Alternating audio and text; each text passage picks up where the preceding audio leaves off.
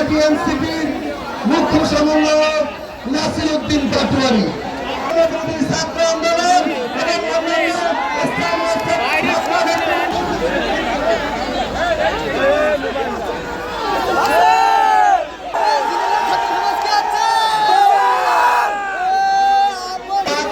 আমরা নামাজের জন্য 5 মিনিট নীরবতা পালন করব। আপনারা জানেন দীর্ঘ স্বৈরাচার যে ফ্যাসিস্ট শাসন আমাদের বাংলায়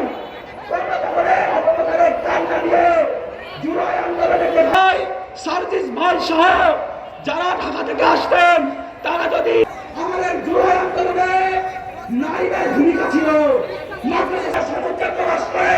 আমরা বিচ্ছিন্ন হয় নাই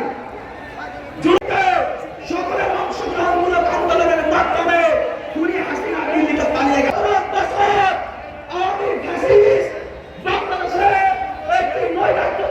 পরবর্তী আন্দোলন সংগ্রামের সহযোদ্ধারণ আপনাদের জানাই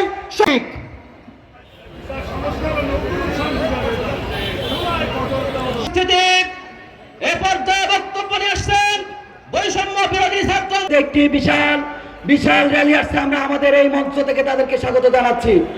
আপোষ না সংগ্রাম।